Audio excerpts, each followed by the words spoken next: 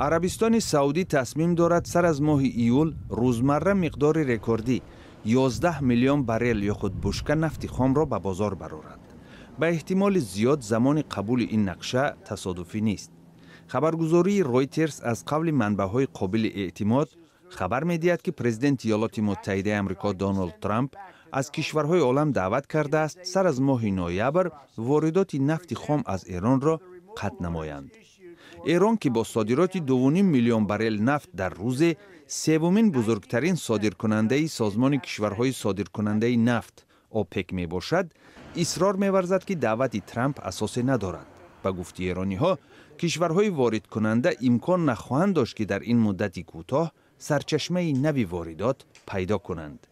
ولی صرف نظر از اظهارات مقامداران ایرانی، جمهوری اسلامی فشار بین المللی را احساس می کند.